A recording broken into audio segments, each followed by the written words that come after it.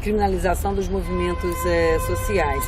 Enfim, eu acho que a gente está vivendo nesse momento uma experiência de colisão de mundos, e quem está fazendo a experiência e o laboratório desses novos mundos são os movimentos sociais e culturais.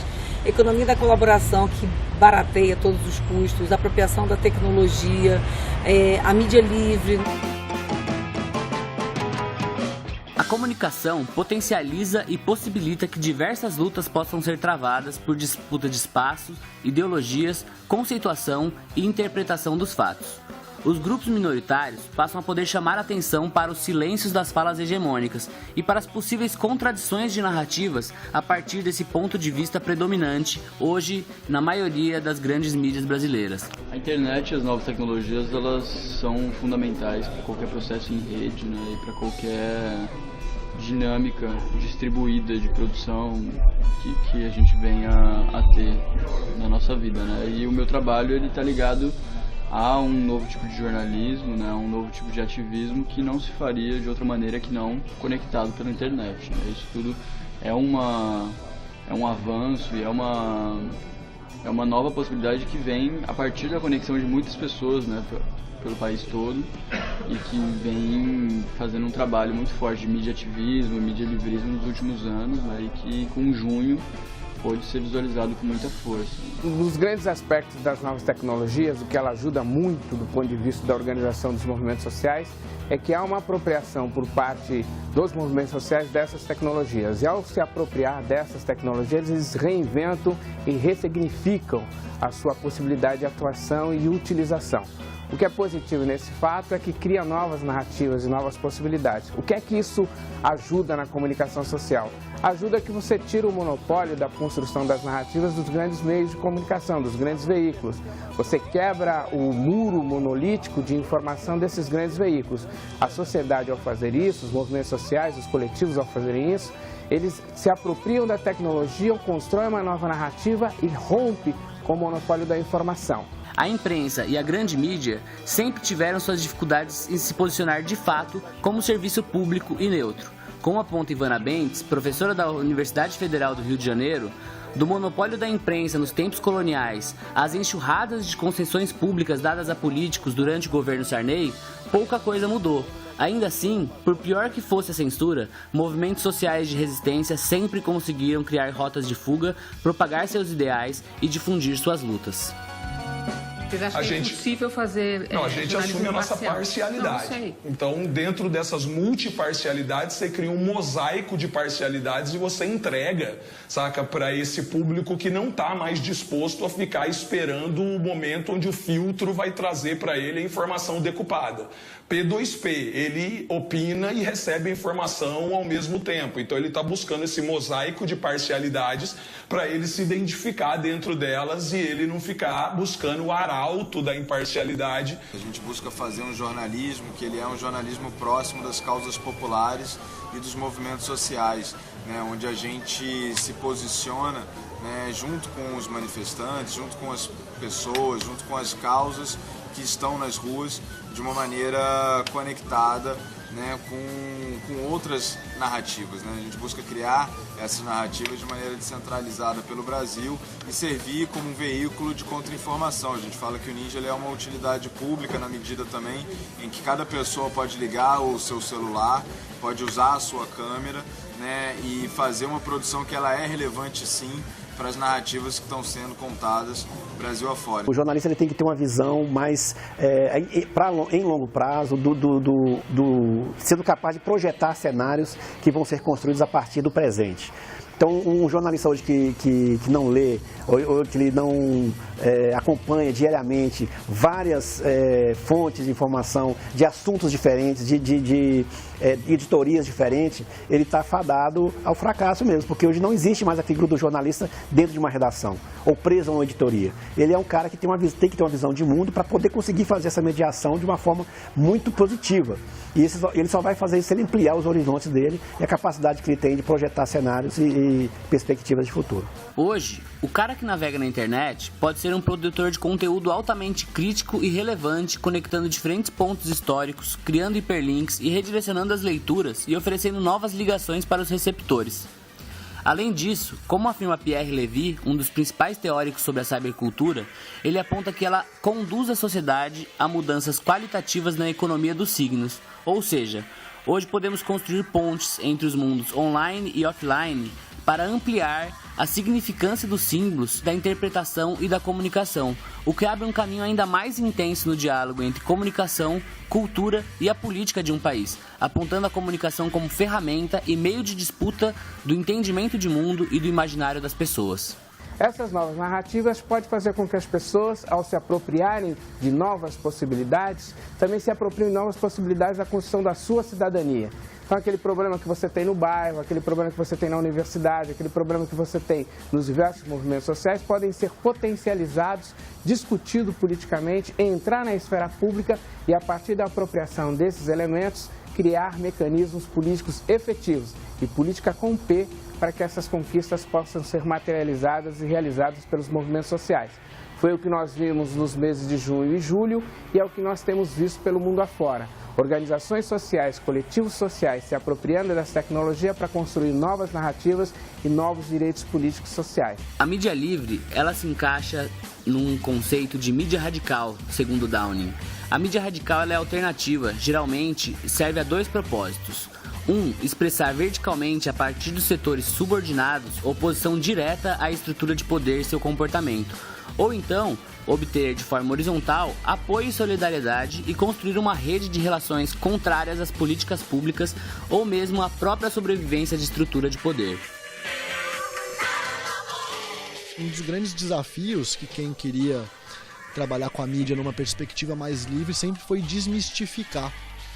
Sempre as pessoas associaram que para se produzir conteúdo você precisava ter muita estrutura, muito recurso, muita gente trabalhando. E eu acho que o Mídia Ninja conseguiu se transformar numa iniciativa inspiradora para algumas pessoas, mostrando que você consegue ter relevância, incidência, com um celular na mão e uma ideia na cabeça. Tem mais 10 pessoas que estão aqui na DP também. Tem mais 10 pessoas que estão na DP também. Hoje foi um exemplo claro. Hoje foi um exemplo claro. Da falta de habilidade. Da falta de habilidade. E da falta de sensibilidade que tem. E da falta de sensibilidade que tem. A Polícia Militar do Estado do Rio de Janeiro. A Polícia Militar do Estado do Rio de Janeiro. Para com os manifestantes. Para com os manifestantes. A mídia ninja foi impedida de filmar. A mídia ninja foi impedida de filmar. Ditadura, de fazer foto. De fazer foto. De transmitir ao vivo. De transmitir ao vivo. Ditadura não! Esse é um exemplo claro.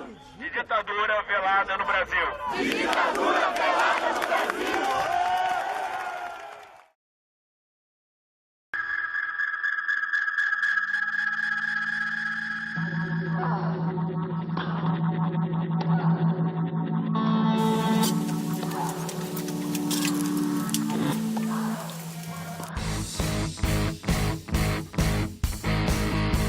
Você sabe o que é mídia-livrismo? Atualmente, existem variadas fontes de conteúdo e informação disponíveis para pesquisa e consumo, o que favorece o surgimento de novos sujeitos críticos que não aceitam qualquer informação. Qualquer um pode ser apurador, pesquisador, produtor e replicador de novas informações e conteúdos por meio da internet. Você próprio pode fazer a sua mídia. Não é necessário alguém que fale por você, e sim você mesmo falar sobre seus interesses, sobre o que você pensa do mundo e o que você quer para a sua vida. Aqui é na web, é mídia independente entrevistando mídia independente. Aqui é outra fita, mano. Qual é a expectativa aí? Como é que vocês estão desenvolvendo? Você tá sozinho com esse celular aí? Os caras vão com o celular aqui, transmitindo online, ao vivo, Mídia Ninja, Pós-TV, certo?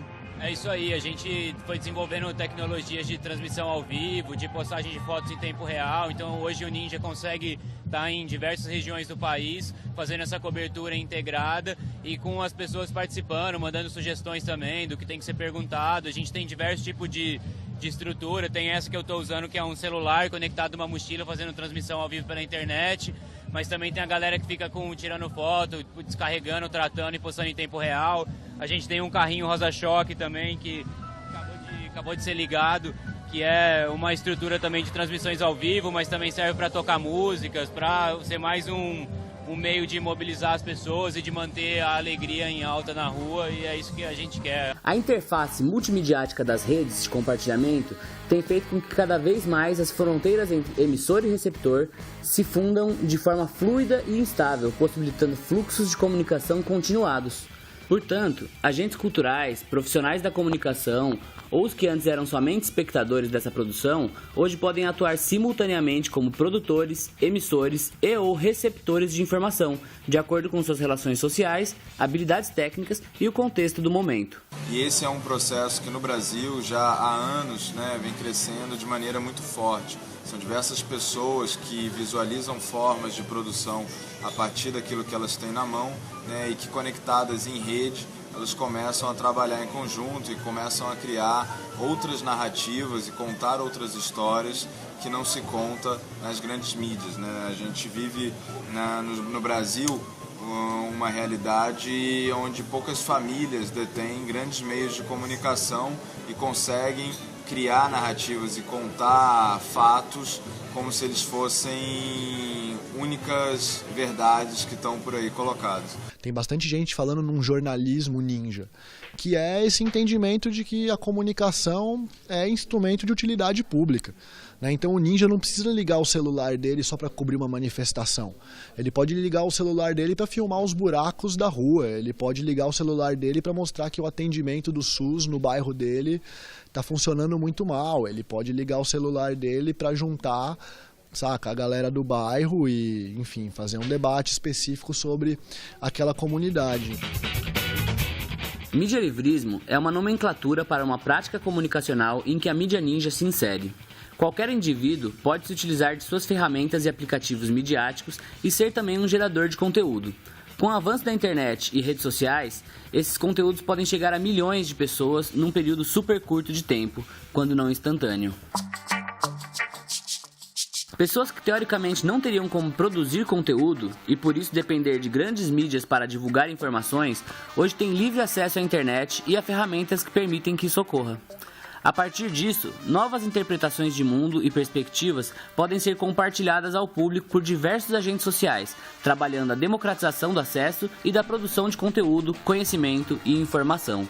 Acho que teve um momento em que o Brasil se conectou as suas múltiplas pautas, né? Eu acho que o movimento negro descobriu o movimento das mulheres, que descobriu o movimento medialivrista, que descobriu o movimento, enfim, antifeliciano e o da legalização da maconha, tudo isso foi se conectando e eu acho que o país passou por um grande F5, né, em que todas essas questões, essas causas, elas foram se nivelando e com certeza foi um processo de formação fundamental para o que a gente vai viver no ano que vem, né, que é um ano de Copa, de eleição, em que a gente vai ter uma ebulição social com certeza, ao mesmo tempo que a gente vai ter uma sociedade mais capacitada ao diálogo, né? Eu acho que esse é o avanço que a gente tem e, enfim, eu espero que os governos todos estejam mais abertos ao diálogo, né? Que não entendam que a polícia militar é a única maneira de dialogar com o manifestante na rua, né? Porque as pessoas ali elas não querem violência, elas querem pautar e fazer incidência e decidir as políticas públicas que vão afetar a vida delas, né?